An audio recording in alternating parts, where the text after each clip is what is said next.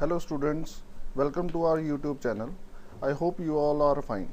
Today in this video, we are going to discuss two topics, states of matter and properties of three states of matter. Those who haven't watched my previous video of this chapter must watch. This will help you in better understanding. And friends, if you like our video, please like, share and subscribe. Question arises, write different states of matter.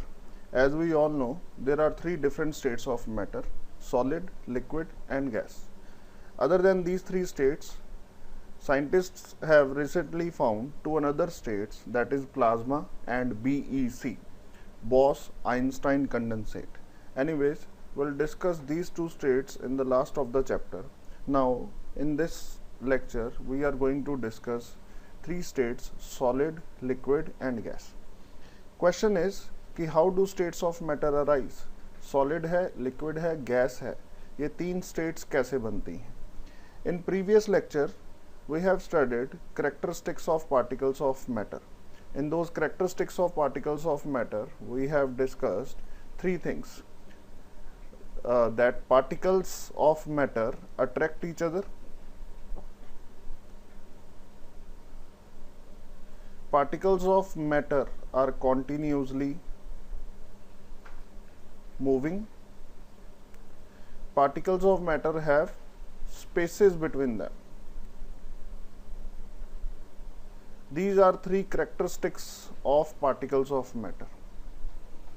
Since there can be variations in these three characteristics, like some particles may attract more than the other particles. For example, यहाँ पे दो particles है, बिल्कुल पास पास में है, एक particle, ये दो पार्टिकल हैं, ये दूर दूर हैं, दो पार्टिकल ये हैं, ये और ज़्यादा दूर हैं.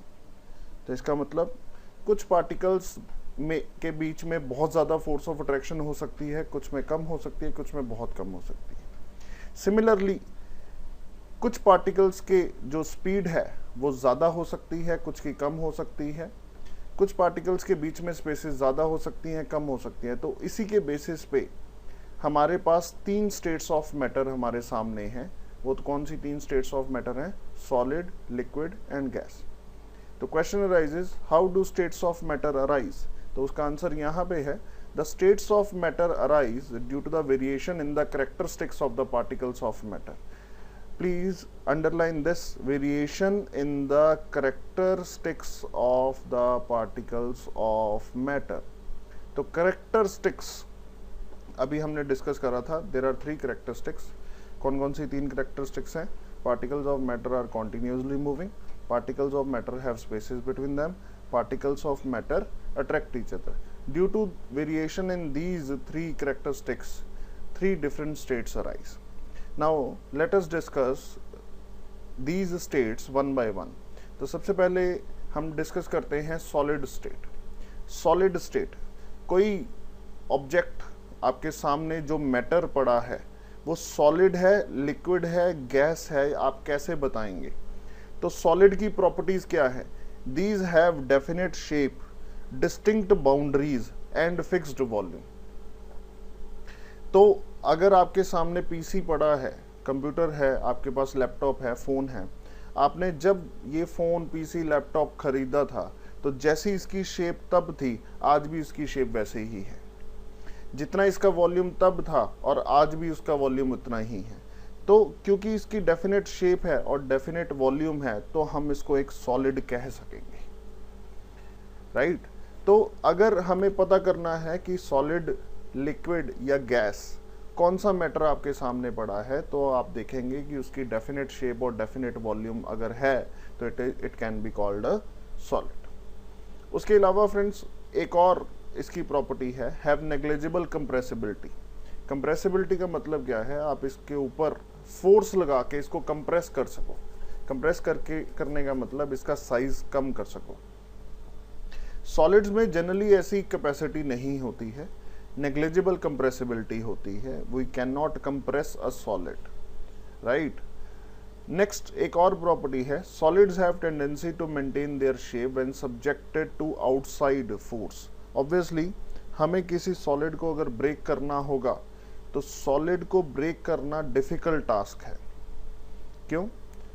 क्योंकि solids have a tendency to maintain their shape. They tend to maintain their shape when subjected to outside force. जब बाहर से फोर्स लगाई जाती है तो they tend to maintain their shape. They are rigid, you can say कि they do not want to change their shape. Solids may break under force, but it is difficult to change their shape, so they are rigid. So solids are rigid. So these are few properties of solids, right? तो ये आपको exam में directly पूछी जा सकती है। Okay, आगे बढ़ते हैं। अब जैसे ये प्रॉपर्टीज दे रखी हैं सॉलिड की, तो इसी के बेस पे कॉन्ट्राडिक्टरी कुछ क्वेश्चंस डिस्कस करता है एनसीईआरटी में। जैसा कि एक क्वेश्चन है, what about a rubber band, can it change its shape on stretching, is it a solid? तो ये आपके सामने एक क्वेश्चन है, what about a rubber band. We know that rubber bands can change their shape. तो can we call this as a solid? ऊपर हमने यहाँ पे डिस्कस करा है कि सॉलिड्स की डेफिनेट बाउंड्री होती है, डेफिनेट शेप होती है और डेफिनेट वॉल्यूम होता है। तो यहाँ पे हम डिस्कस करते हैं कि रबर बैंड की शेप चेंज हो जाती है on stretching. Can we call it a solid? तो वीडियो को पॉज करके आप सोचिए, उसके बाद इसका आंसर देखिए। A rubber band can be called a solid. Why so? यहां पे इसका आंसर दिया है, rubber band changes shape under force only. Rubber band अपनी शेप चेंज करता है जब उसके ऊपर फोर्स लगती है, और जब हम उस फोर्स को हटा देते हैं तो it regains the same shape. That means it does not change its shape on its own. अपने आप ये शेप चेंज नहीं करेगा, अगर हम बाहर से फोर्स लगाएंगे तो उसके बाद ये अपनी शेप चेंज करेगा। तो इसलिए हम इसको एक सॉलिड कह सकते हैं, राइट? तो ये आपके सामने क्वेश्चन है और ये एनसीईआरटी में आंसर मार्क किया हुआ है, तो वो आप देख सकते हैं अच्छे से, राइट? चलिए, now let us move to question number 2। यहाँ पे ये बात करता है शुगर और सॉल्ट की। What about sugar and salt? When kept in different jars, these take the shape of the jar. Are they solid? तो ये क्वेश्चन कहता है शुगर और सॉल्ट को जिस जार में डालेंगे ये वैसी ही शेप ले लेगा। बात तो ठीक है, तो क्या हम इसको सॉलिड बोलेंगे? तो आंसर है, when we talk about sugar and salt, तो हम पूरे कंटेनर की बात नहीं करेंगे। पूरा कंटेनर में जो शुगर एंड सॉल्ट है वो कलेक्टिव है, उसकी बात नहीं करेंगे। हाँ, if we talk about one crystal of sugar और one crystal of salt, it will never change its position on its own, sorry, never change its shape on its own. Salt का एक जो पार्टिकल है वो अपनी shape नहीं change करता, sugar का एक पार्टिकल अपनी शेप नहीं चेंज करता। हाउएवर, जब बहुत सारी शुगर और बहुत सारा सॉल्ट किसी कंटेनर में डालते हैं तो वो अपनी शेप चेंज कर सकता है। तो यहाँ पे भी हम कहेंगे कि yes, we can call sugar and salt as solid. तो ये आपके सामने उसका आंसर है। The shape of each individual sugar और salt crystal remains fixed whether we take it in our hand, put it in a plate और in a jar. तो एक इंडिविजुअल शुगर और सॉल्ट की जो शेप है वो सेम ही रहेगी, चाहे आप इसको कहीं मर्जी डालें, राइट? तो थर्ड क्वेश्चन है हमारे पास, व्हाट अबाउट अ स्पॉन्ज।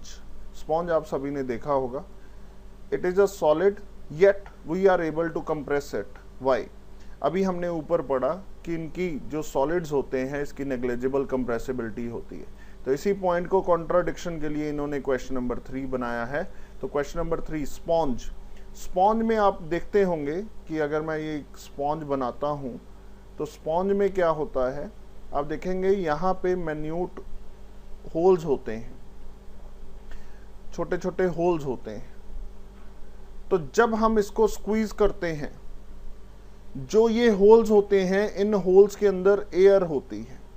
जब हम इसको स्क्वीज करते हैं, लाइक हमने क्रम्बल कर दिया, स्क्वीज कर दिया, तो स्क्वीज करने पे ये होल्स में से एयर बाहर निकल जाती है। एयर बाहर निकलने की वजह से क्या होगा, यहाँ पे ये जो होल्स हैं इनकी स्पेस कम हो जाएगी। जब इनकी स्पेस कम हो जाएगी तो ये कंप्रेस हो जाएगा। जब हम यहाँ पे फोर्स लगानी छोड़ देंगे, इसको स्क्वीज करना छोड़ देंगे, अगर हम फोर्स हटा देंगे तो ये दोबारा से अपनी पोजीशन पे आ जाएगा। तो that means we can also call sponge a solid, जैसे कि पिछले 2 क्वेश्चंस में है। तो इसका आंसर है यहाँ पे अ sponge has minute holes in which air is trapped. When we press it, the air is expelled out and we are able to compress it. Okay? चलिए फ्रेंड्स आगे बढ़ते हैं। जैसा कि हमने सॉलिड स्टेट की प्रॉपर्टीज को देखा था यहाँ पे, तो let us see the properties of liquid state. ये बिल्कुल आमने सामने है तो हम कंपेयर भी कर सकते हैं, राइट? तो यहाँ पे देखेंगे प्रॉपर्टीज ऑफ लिक्विड स्टेट।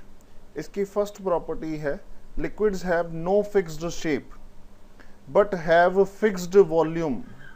तो अगर हम इसको कंपैरिजन करें तो definite shape, distinct boundaries and fixed volume.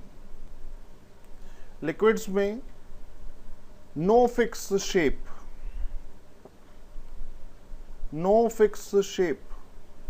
But have fixed volume. Solids में definite shape and fix volume. तो this is the difference between solids and liquids.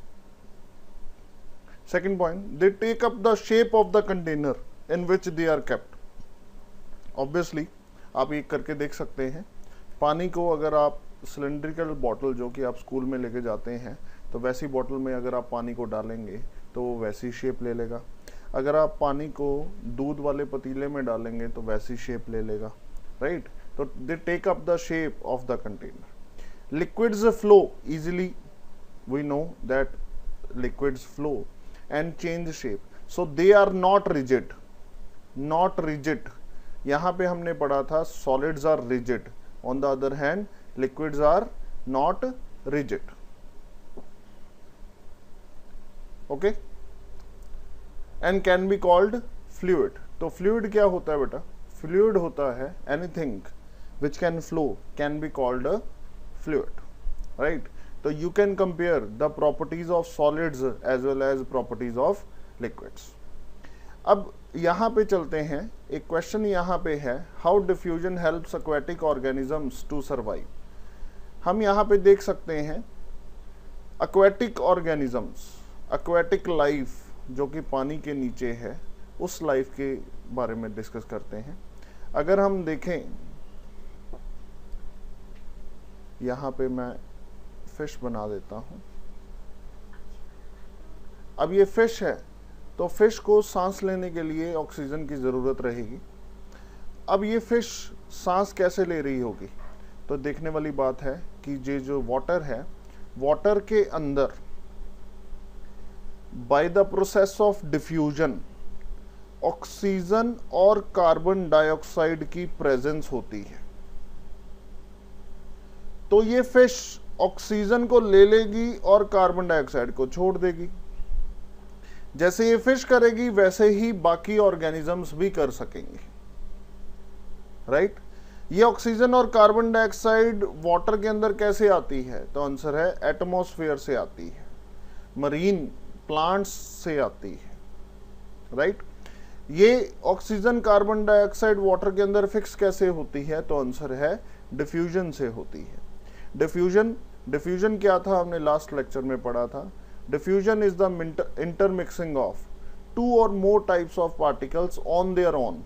तो ये जो ऑक्सीजन है या कार्बन डाइऑक्साइड है, इसके पार्टिकल्स और जो वाटर है, इसके पार्टिकल्स का आपस में इंटरमिक्सिंग होना is called diffusion.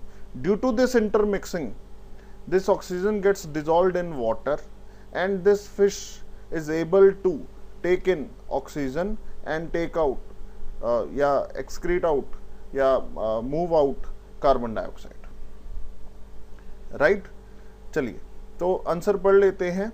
The gases from the atmosphere diffuse and dissolve in water. जैसा कि मैंने अभी आपको बताया, These gases, especially oxygen and carbon dioxide, are essential for survival of aquatic plants and animals. Right? All living creatures need to breathe for survival. The aquatic animals can breathe underwater due to the presence of dissolved oxygen in water. Right? So this is how diffusion helps aquatic organisms to survive. Okay? आगे चलते हैं. एक question और दिया हुआ है यहाँ पे, the rate of diffusion in liquids is more than solid. बड़ा क्लियर है, बड़ा ही आसान सवाल है, तो देख लेते हैं क्या है ये क्वेश्चन. अच्छा फ्रेंड्स, एक और चीज मैं यहां पे आपको बताना चाहता हूं. जो ये फिश है, ये एक्वेटिक ऑर्गेनिज्म है. On the other hand terrestrial organisms like human, इसकी बात करें और फिश की बात करें या एक्वेटिक की बात करें और टेरेस्ट्रियल ऑर्गेनिजम्स और एनिमल्स की बात करें, हमें ऑक्सीजन के लिए सांस लेना, या यूं कहो कि हमें ऑक्सीजन आसानी से मिल जाती है as compare to aquatic organisms. ऐसा क्यों है? हमें ऑक्सीजन आसानी से इसलिए मिल जाती है क्योंकि we are directly expose to atmosphere, air around us. These aquatic organisms are directly expose to hydrosphere, ये पानी में रहते हैं. राइट? एटमॉस्फेयर में जो ऑक्सीजन की क्वांटिटी होती है, ऑक्सीजन की परसेंटेज होती है, that is fairly high as compare to the presence of oxygen in hydrosphere. तो हमें सांस लेने के लिए, सांस लेने में ज़्यादा परेशानी नहीं होती. जितनी हमें ऑक्सीजन की रिक्वायरमेंट है वो हमारी सफिशेंट सेटिस्फाई हो जाती. लेकिन फिश की बात करें तो फिश पानी में से सांस लेती है और पानी में ऑक्सीजन का कंटेंट रिलेटिवली कम होता है. तो इसकी फिश की ऑक्सीजन रिक्वायरमेंट को पूरा करने के लिए फिश को बार बार सांस लेना पड़ता है. So rate of breathing in aquatic organisms is higher than that of terrestrial organisms. Rate of breathing in aquatic organisms ज्यादा होती है as compare to terrestrial organisms. Right? चलिए अब हम एक और क्वेश्चन है जो यहाँ पे, उसके बारे में डिस्कस करते हैं. Question is rate of diffusion in liquids is more than solids, explain.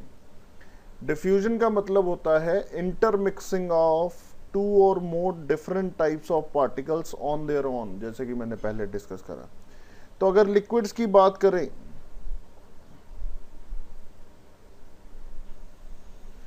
Liquids में जो पार्टिकल्स होते हैं दे कैन मूव फ्रीली. लेकिन सॉलिड्स में जो पार्टिकल्स होते हैं they can not move freely.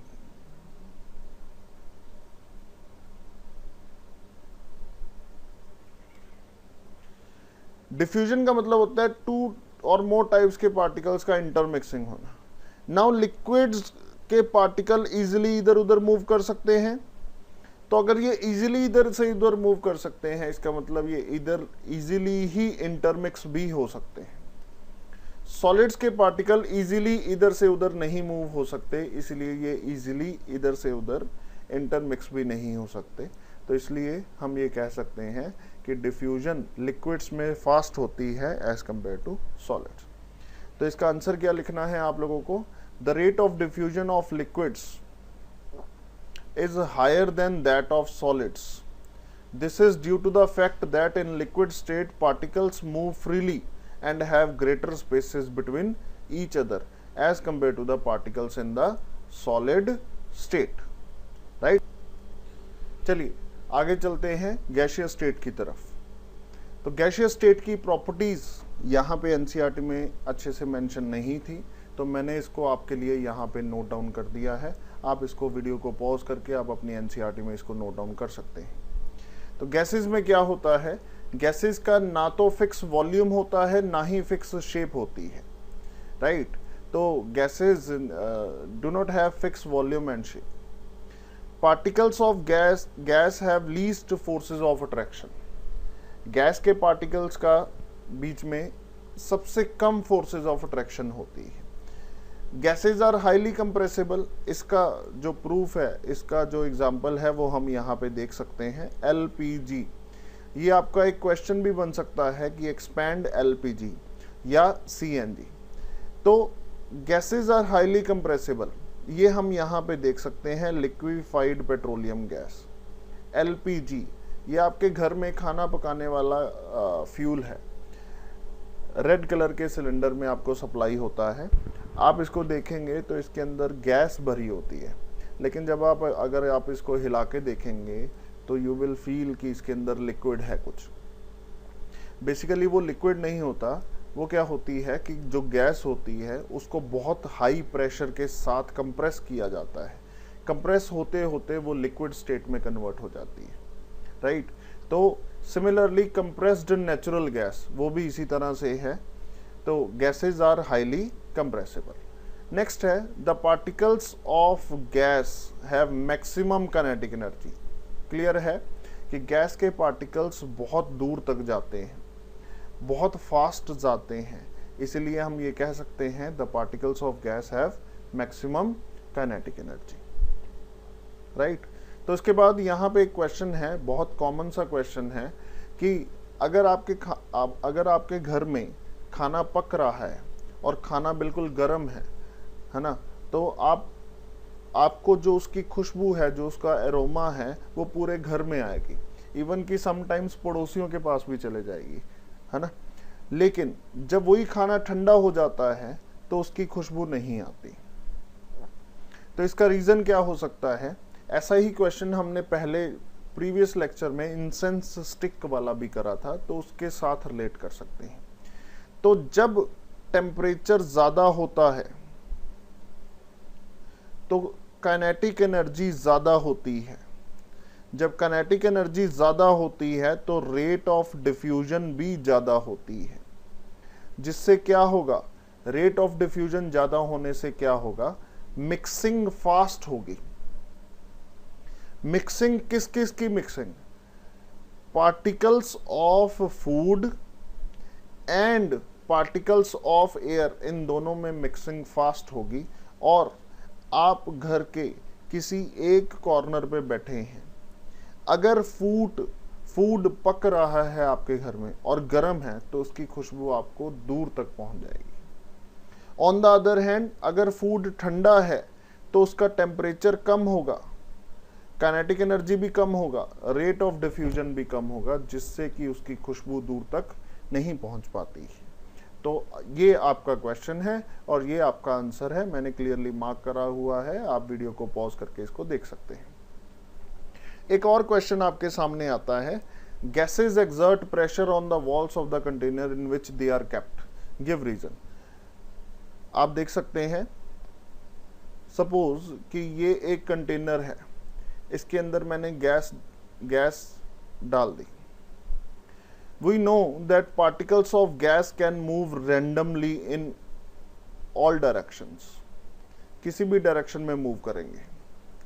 जब ये किसी भी डायरेक्शन में मूव कर सकते हैं तो मूव करते टाइम ये अपने जैसे पार्टिकल से टकरा सकते हैं, यस और नो? तो आंसर है यस, टकरा सकते हैं। They can also hit the wall of the container. Since they can hit the wall of the container, तो उसकी वजह से कंटेनर की वॉल पे एक प्रेशर लगता है, राइट। तो उसी वजह से हम कह सकते हैं कि gases exert pressure on the walls of the container. तो इन द गैसियस स्टेट, ये इसका आंसर है, the particles move about randomly at high speed. Due to this random movement the particles hit each other and also the walls of the container. The pressure exerted by the gas is because of this force exerted by the gas particles per unit area on the walls of the container, right? So this was all about properties of solid, liquid and gas. यहाँ पे हम एक diagram है, बहुत अच्छा diagram है, इससे आपकी अंडरस्टैंडिंग और भी अच्छी हो जाएगी। सॉलिड्स के पार्टिकल्स की अगर हम शेप देखें तो कुछ इस तरह की होती है।